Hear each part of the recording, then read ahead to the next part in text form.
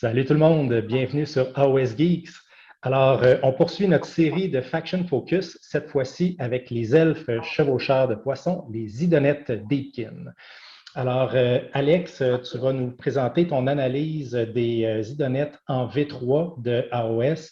Donc, on sépare comme d'habitude notre analyse des unités avec celles qu'on juge sur la table, donc celles qui sont très bonnes ou qui se sont améliorées du moins entre la V2 et la V3, celles qu'on place sur les tablettes, donc les unités qui sont peut-être moins compétitives ou qui se sont détériorées entre la V2 et la V3. Et finalement, peut-être que tu auras une petite pépite cachée à nous proposer avec l'unité qu'on sort des tablettes ou de la boîte et qu'on se dépêche de peindre. Alors, bien pour commencer, je te demanderais peut-être de nous dire c'est quoi ta vision, ton analyse globale là, des idonettes en V3. Ben, merci. Ben, tout d'abord, en fait, là, je vais remercier Pierre-Luc Héroux, joueur idonette de longue date, un de mes adversaires là, réguliers ici, notre groupe, donc qui lui a pu justement corroborer certains éléments, amener aussi certains éléments intéressants d'analyse. Je pense qu'Idonette, en tout cas, j'étais très optimiste pour cette armée-là en fin de V2. Surtout après les modifications qu'ils ont reçues dans le Broken Realms Moratti, donc des petits ajouts significatifs.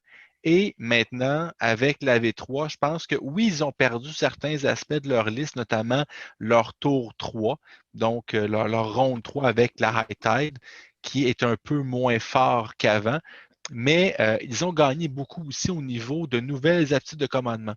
Donc, c'est une armée qui, généralement, gardait tous ses points de commandement pour la ronde 3, pour faire une phase, une ronde de combat très, très forte. Et là, on a d'autres possibilités à jouer. On va voir également plus de tirs peut-être dans cette version-ci que dans les versions précédentes. Donc, je pense qu'il y a beaucoup plus d'options sur la table pour nos chevaucheurs de poissons préférés. Je pense que moi, ce qui ont gagné le plus avec la V3, c'est que les limitations qu'on a imposées sur l'utilisation des points de commandement, on ne peut plus notamment faire l'habileté de Volturnos plusieurs fois dans le même tour. Ça fait que l'armée, ce qu'elle a vraiment gagné, c'est qu'elle est beaucoup plus le fun à jouer qu'elle était avant. Avant, c'était un one-trick pony. On attendait le tour 3, on mettait tous nos buffs, on démolissait, c'est l'hécatombe pour l'adversaire. Mais c'était toujours la même partie qu'on rejouait, qu'on rejouait. Là, je trouve que l'armée est beaucoup plus intéressante à jouer avec les nouvelles règles actuelles de la V3. Et demeure compétitive. Tout à fait. Oui, d'ailleurs, je ne l'ai pas dit en introduction, mais Vincent, tu es un joueur occasionnel de Idonette, c'est-à-dire, on voit, je pense, l'armée derrière toi qui est grise, donc ça montre qu'elle n'est pas parmi tes armées peintes, donc d'où le joueur occasionnel, parce que tes armées que tu joues fréquemment sont peintes.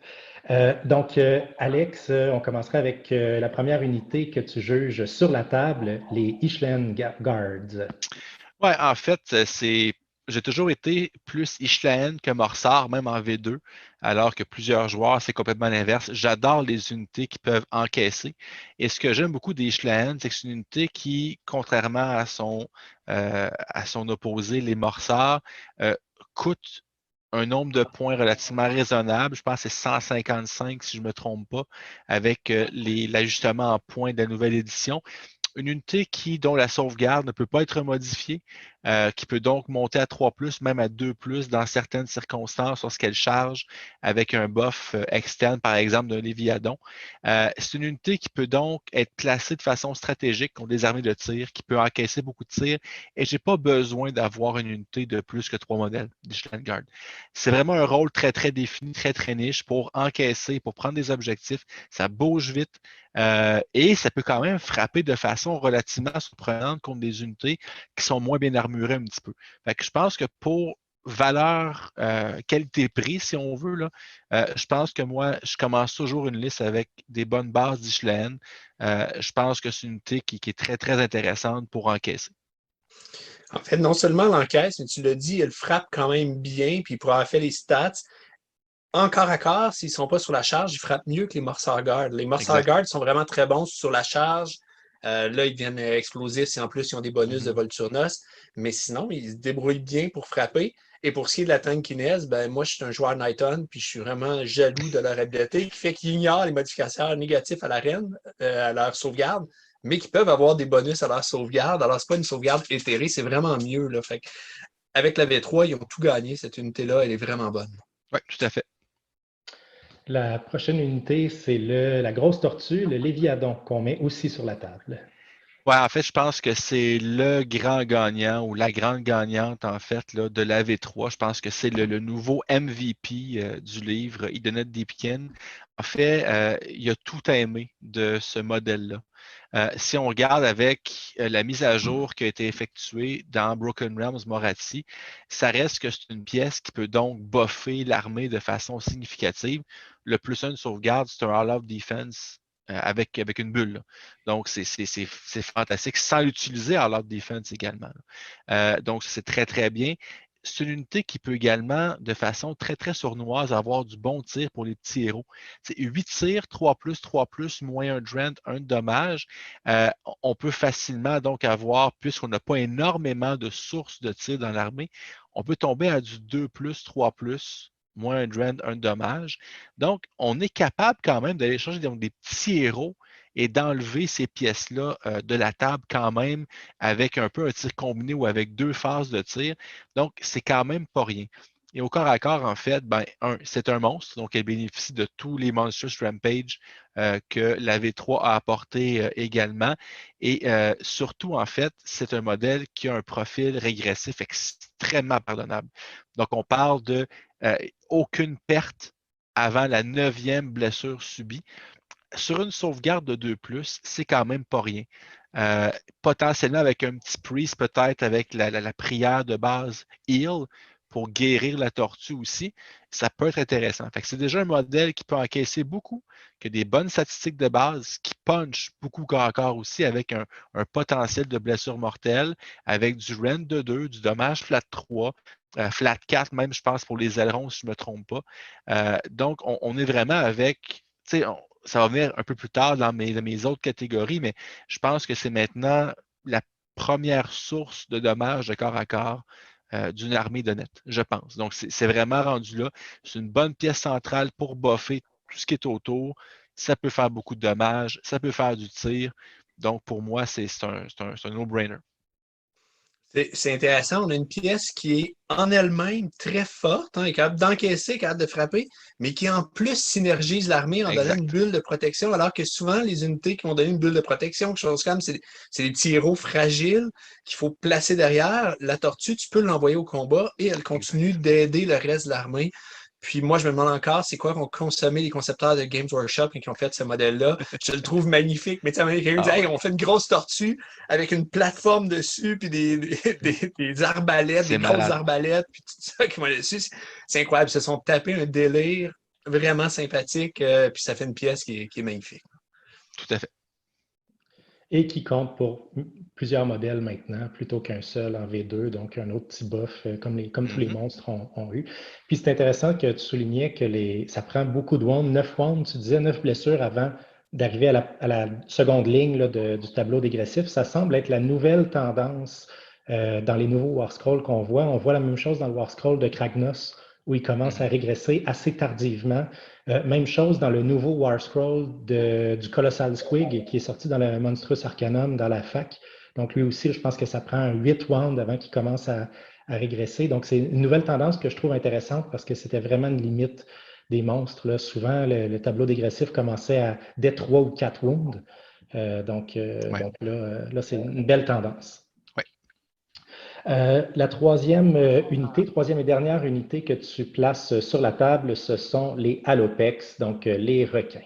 Oui, encore une fois, belle unité, 125 points, je pense, du requin. C'est pas cher payé quand même pour 8 points de vie et sans profil régressif. Donc, ça reste que le seul bémol, en fait, la seule chose qu'ils ont perdu réellement, c'est le fait qu'on ne peut plus avoir des unités de 3 requins maintenant parce qu'ils ne sont pas lignes. Donc, on est limité à un seul renforcement, donc à 2 requins. Mais quand même, 2 requins pour 250 points, c'est 16 points de vie. Qui n'a pas l'aptitude élite ou leader, donc on n'a pas de champion qui peut effectuer un commandement. Donc, ça prend un héros à proximité. Mais encore une fois, on peut l'utiliser avec la tortue pour le +1 de sauvegarde. Ça a un petit deux profils de tir qui peuvent être intéressants. Un qui empêche le pile-in, l'autre qui peut faire plus de dommages un petit peu. Et encore une fois, c'est une unité qui est très polyvalente, qui se déplace rapidement, offre un peu de tir, peut puncher au corps à corps aussi, et qui ne perd pas rapidement de son efficacité malgré les blessures subies. Donc, une unité de 2 requins, par exemple, je peux subir 7 blessures et être à 100% d'efficacité. Donc, ça, c'est vraiment intéressant d'avoir des unités qui peuvent encaisser sans perdre de leur efficacité. Moi, j'adore ce type d'unité-là. Donc, pour moi, c'est un autre modèle que je trouve vraiment intéressant. Et en plus, que ce modèle qui est très, très beau aussi.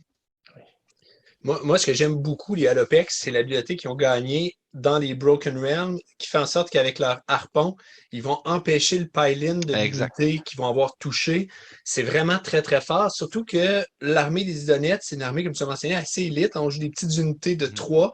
Donc là, si on empêche le pile-in puis qu'on a des petites unités qui vont faire des charges en coin sur les grosses unités ennemies, même s'il y en a moins dans le jeu à l'heure actuelle, ça permet d'aller gérer des unités ennemies qui ne peuvent pas vraiment répliquer, empêcher le pile-in. C'est assez désagréable de se faire ça. Donc, ça, c'est un gros up qu'ils ont gagné, je trouve, en plus de ce que tu as mentionné. C'est vraiment rendu une bonne unité à l'heure actuelle, les requins.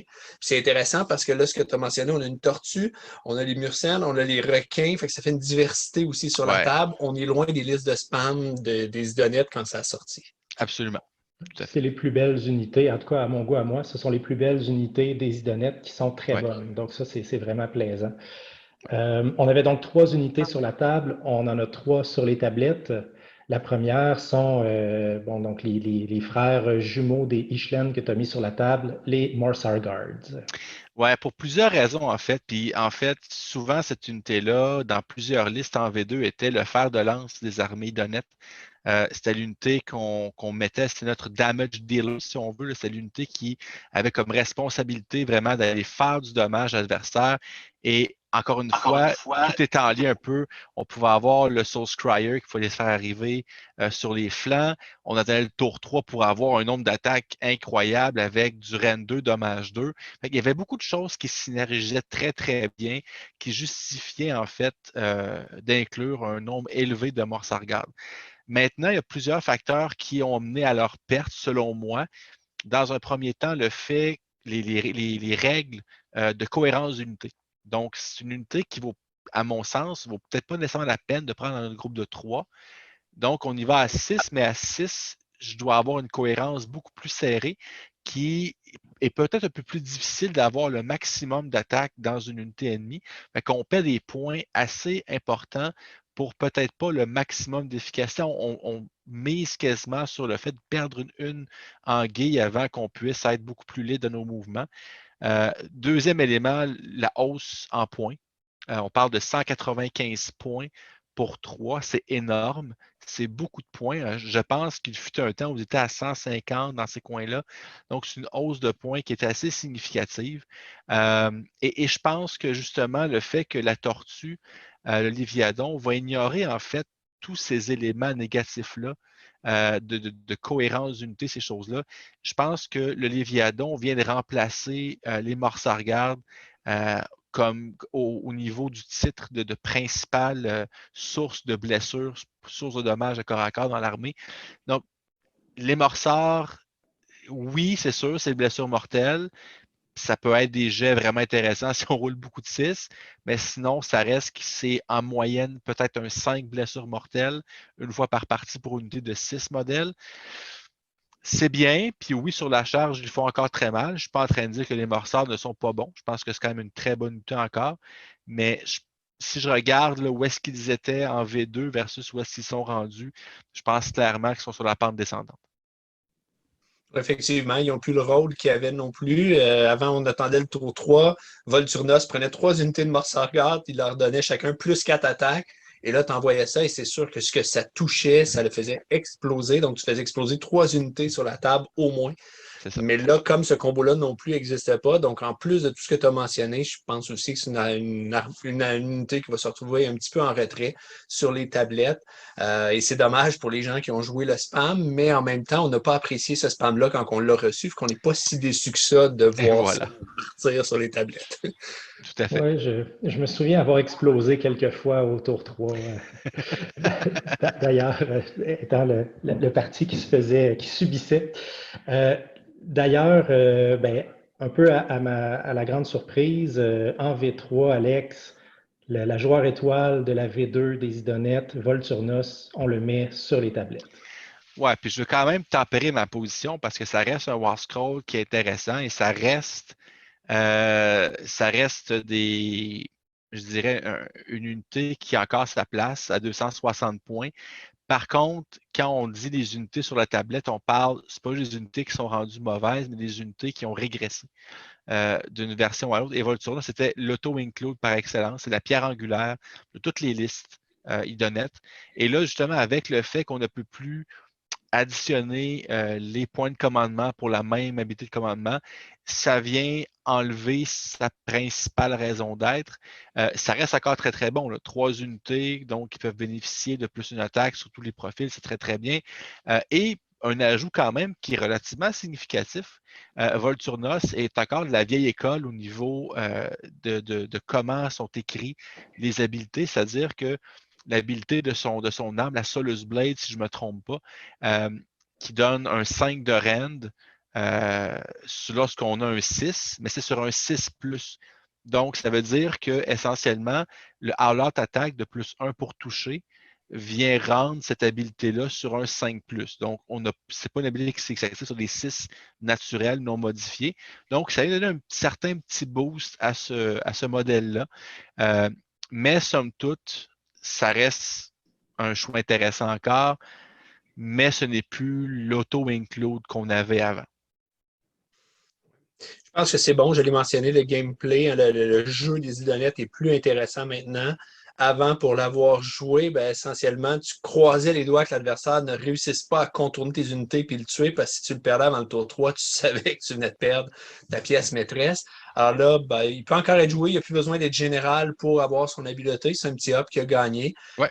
Mais c'est un choix de héros parmi d'autres, puis c'est pas nécessairement le meilleur choix de héros qu'on a. Je pense que c'est sain pour le gameplay des idonettes. Tout à fait. Et il y a un autre héros, en fait, qu'on met sur les tablettes, le Soul Scryer. Ouais, une autre unité qui était assez présent, je vous dirais, dans plusieurs listes. Donc, le Soul Scryer qui avait 2 habilités principales, en fait.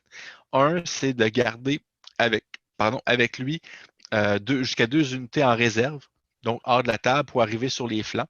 Et l'autre pour augmenter la charge de 3 pouces sur une unité ennemie que l'on ciblait pour tous les unités d'Epicen qui étaient apportées.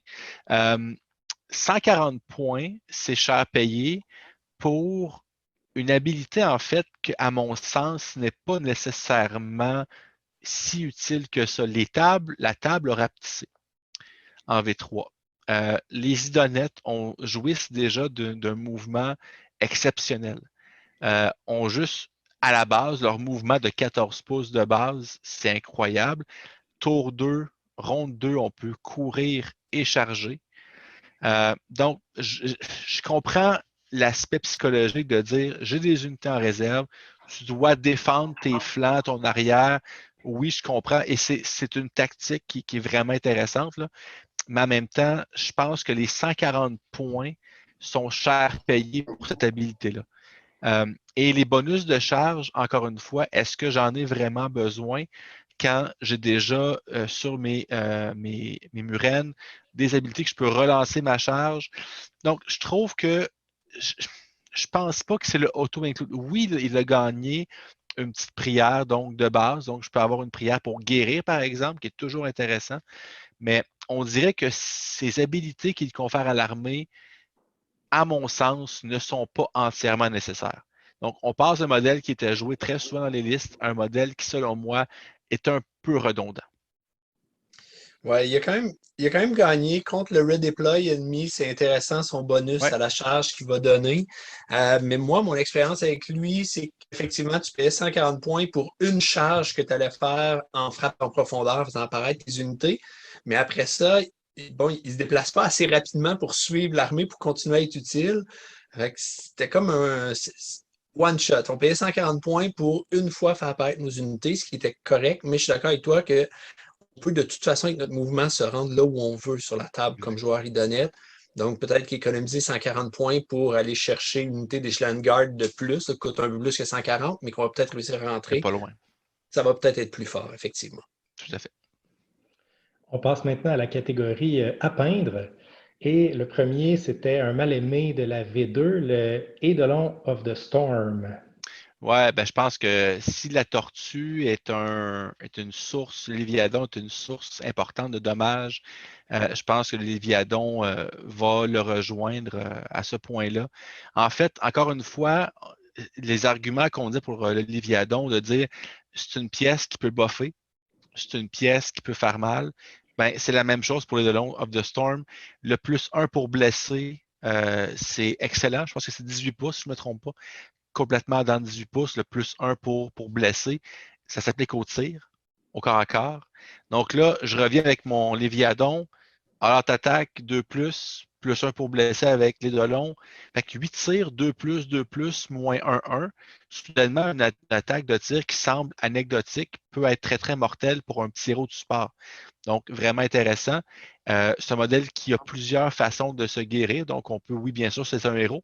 Donc, on a accès à l'aptitude de guérison héroïque. On a également le fait que lorsqu'on charge, on se guérit également de D3 points de vie, jumelé avec le fait que le modèle peut retraiter et charger dans le même tour, qui est une des habiletés, à mon sens, une des meilleures habiletés du jeu. C'est pratiquement impossible de faire en sorte que ce modèle-là soit verrouillé encore à corps. Donc, on ne peut pas l'engluer. C'est un modèle, comme je dis, qui va buffer le reste de l'armée autour pour le plus un pour blesser. Également, ce modèle qui a un 5 qui ignore un 5 ward, en fait. Euh, tout ça pour en bas de 400 points. Mais c'est 335, je ne me trompe pas, ou 355. Par cœur, je ne m'en souviens pas, là, mais c'est beaucoup de choses pour pas tant cher. Donc, je pense qu'honnêtement, autant que c'est un modèle que oui, on le voyait des fois avec le Cloud of Midnight, ça va être encore sûrement le cas. Mais en fait, je vois mal une liste d'honnêtes en V3 sans ce modèle-là. Il est vraiment très, très bon. Il est passé comme tu dis, une pièce qu'on jouait presque pas à une pièce, je pense qu'il est presque auto-include. Ouais. Moi, je me suis fait jouer. J'ai affronté justement Pierre-Luc dans un Mhm. tournoi. Puis ça a été une pièce All-Star, là. Il y avait Ouais. la Cloud of Midnight dessus, donc j'ai perdu un tour où j'ai pas pu frapper. Puis après ça, comme tu l'expliquais, il retraite et il charge, il retraite et il charge. Fait que si tu le descends pas d'un coup, ben on dirait que tu passes jamais à travers. On dirait qu'il il reste tout le temps des points de vie. Fait que puis il fait le travail parce qu'en plus, il buffe toutes les unités autour. Donc, non, encore une fois, c'est une super belle pièce, capable de cogner, capable d'encaisser, puis capable de donner des buffs au reste de ton armée. Elle fait tout. Ouais. C'est parfait. Ouais, et il y a aussi 3 de sauvegarde de base. C'est un héros, donc, qui peut se monter facilement un 2 2 5 ward, qui peut se guérir à chaque phase de héros, qui peut se guérir à chaque charge. C'est pas C'est cher à étonnant. payer. Ouais, Mm. exact. Un autre héros qu'on peint, Lotan. Ah! La pieuvre! C'est C'est génial. Oui, Lotan, en fait. Et Lotan va aller avec la troisième unité qu'on va peindre. Lotan, en fait, c'est toujours un peu l'enfant mal aimé des Idonettes. Belle figurine, hein, un dos avec une pieuvre, toujours intéressant. Euh, Par contre, ses habiletés affectaient les Damartis qu'on ne voyait pratiquement jamais. Mais je pense que ça va changer. C'est un petit héros qui coûte absolument rien, 75 points, et qui a une habilité qui est de plus en plus rare, en fait, en V3, des relances. Donc, des relances de 1 pour les Namartis. Euh, c'est soudainement intéressant parce que là, encore une fois, puis je vais peut-être vendre un petit peu ce qui s'en vient pour mon troisième choix qui est sur à peindre, en fait. Oui, ben en fait, c'est peut-être même mon erreur parce que dans la liste que tu avais fournie, tu avais mis les Reavers avant le TAN. Bon, Donc, voilà, bon. Ben, je vais faire les. voilà, donc la troisième unité, c'est les Reavers. Tu vas en Parfait. parler en même temps Donc, pour allons-y. être plus Ben, les cohérent. Reavers, en fait, parce que là, donc, les Reavers offrent une autre option de tir intéressante. En fait, c'est pas compliqué, une unité de 10 ou 20 Reavers même donne un Unleash L qui est vraiment intéressant avec l'habilité à courte portée de leurs arcs. Ça fait un nombre significatif de tirs. Et soudainement, donc, ça peut être sur le Unleash L, ça peut être également pour une phase normale. Donc, je peux faire un all-out attack au tir, plus un to hit, à proximité de la tortue, plus un pour blesser. Avec le TAN, relance les 1 pour toucher. Bon, on est rendu avec une unité qui est capable d'offrir beaucoup de buffs qui se stackent, des buffs qui sont pertinents. Et ça fait une unité qui peut donc tenir un objectif et que ben, c'est peut-être pas nécessairement tentant d'aller charger et qui n'est pas tant dispendieux. C'est 120 points, je ne me trompe pas, pour 10. Donc, c'est une unité qui peut tenir un objectif qui, oui, somme toute fragile, mais qui peut faire mal, qui peut être une unité intéressante lorsqu'on la charge. Et le TAN, donc, vient donner un petit peu plus de punch, en fait, à cette unité-là. J'ai pensé aussi mettre les trolls, donc les Namarti trolls. Eux, je ne suis pas rendu au stade où je les peins, je suis rendu au stade où je les sous-couche. Donc, on y va avec ça un peu parce que, la différence entre ce que les trolls, en fait, ce que les Reavers apportent, que les trolls n'apportent pas, c'est le Unleash L. C'est le dommage à distance qui était généralement absent de la plupart des armées de net. Mais là, avec beaucoup d'habiletés qui peuvent se dédoubler, Heart Attack ou Unleash L qui fait une attaque de tir dans la phase adverse, on vient d'ouvrir un peu le livre de jeu des Idonettes. On joue dans plus de phases. On a des réactions également qui sont vraiment intéressantes. Donc, pour moi, ce petit combo-là, le TAN avec des Reavers, ça me semble quelque chose qui est franchement intéressant. Je pense que là, avec Volturnos qu'on met sur les tablettes ou la Killian King qu'on joue moins, nos Islandguard, Mossagard sont plus en ligne. Donc là, on va plus souvent voir des Reavers ou des Trolls, des Namarti qui vont être en ligne. Puis je pense, comme toi, que les Reavers sont la meilleure de ces deux unités-là, notamment pour les Unleash L. Et comme tu l'as mentionné, ben, on met ce bloc-là, on met le temps proche. Ben, c'est comme ça que Pierre-Luc les joue. Il met le temps proche, il met l'Eidolon qui donne le bonus pour blesser. Il leur donne un l'échelle. Ben là, ça commence à faire beaucoup de tirs qui touchent bien, blessent bien. Puis... T'as raison, j'avais dit Léviadon pour le plus de tout le monde tantôt. Hein? Oui, c'est ça, mais c'est Merci de l'Eidolon. me corriger. Exact. Fait que oui, je pense que c'est rendu une bonne battle line, les Reavers à l'heure actuelle qu'on va voir. Puis c'est une belle unité aussi, c'est le fun. Ça rajoute de la diversité sur la table. On est rendu, je pense, avec les Donettes à des armées qui sont autres que Volturnos, un Soul Scryer et le plus de Morsards que je peux mettre dans une liste. Donc, on est rendu avec des armées qui vont être diversifiées, qui vont être franchement plus intéressantes, en fait. Donc, moi, je suis toujours en faveur de la diversité. Je trouve que c'est le fun de jouer contre des armées qui sont différentes, vraiment d'explorer, de creuser son Battle Tome pour dénicher des perles rares. Puis je pense que la V3 offre une opportunité à chaque mise à jour. On parle de Pierre-Luc tantôt, à chaque mise à jour, on dit c'est là que les trolls deviennent intéressants, ça s'en vient, ils vont baisser en points, puis ça n'arrivait jamais. Donc là, je pense qu'il y a quelque chose d'intéressant à faire avec la section de Namarti du livre. Donc, j'invite les joueurs en fait à l'essayer parce qu'il y a des combos intéressants, je pense, qui peuvent se faire. J'ai l'impression, peut-être, si on revient d'un point de vue plus global, que les Idonettes sont équipés pour réussir avec assez de facilité un certain nombre de battle tactics. Ben oui. Avec leur mobilité notamment. Donc, par exemple, aller avoir 2 unités entièrement en territoire adverse. Ils ont la mobilité puis beaucoup de MSU, donc des petites unités, donc ça va être possible. On peut jouer 1 ou 2 tortues qui sont des monstres, donc aller chercher les points de victoire supplémentaires pour les habiletés qui sont réussies par des monstres ou qui nécessitent un monstre pour être réussi, comme contester un objectif qu'on contrôle puis qui n'est pas contesté par un monstre adverse, ainsi de suite.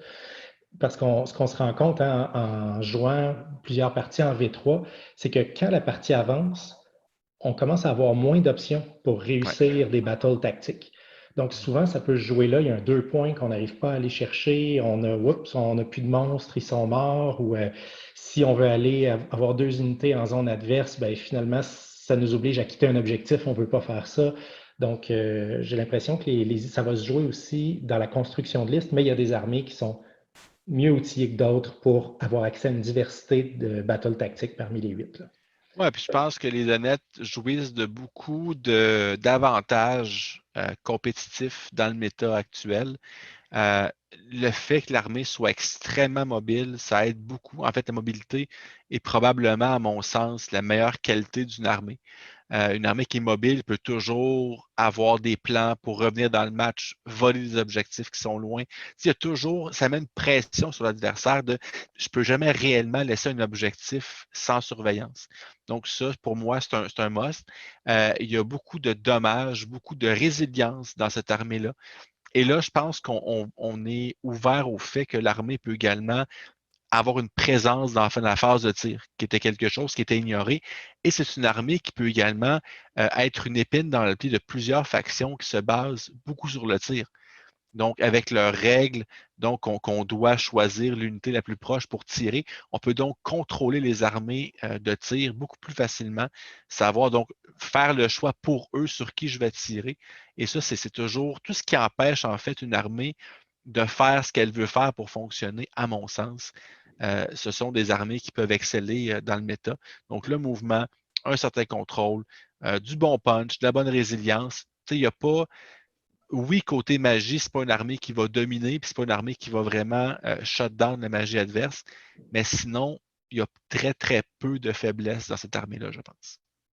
C'est une belle armée à jouer à l'heure actuelle. Ils sont vraiment bien placés. Tant les ajouts qu'ils ont eu dans Broken Realm que les ajouts qui viennent avec les règles à V3 les ont bien replacés dans le méta, puis en font une armée qui est vraiment agréable à jouer. Tout à fait. Ouais. On va continuer à la voir abondamment sur les tables, notamment les tables de tournoi et probablement régulièrement dans des top 5 aussi de tournoi. Alors, c'était notre analyse des idonettes en V3. Si vous nous écoutez encore rendu ici, pourquoi pas nous laisser un petit pouce en l'air. Évidemment, si vous avez des commentaires à faire sur la vidéo, des observations, n'hésitez pas à nous les laisser. On lit tous les commentaires qu'on reçoit et on répond aussi. Donc, il ne me reste plus qu'à vous souhaiter bon wargaming.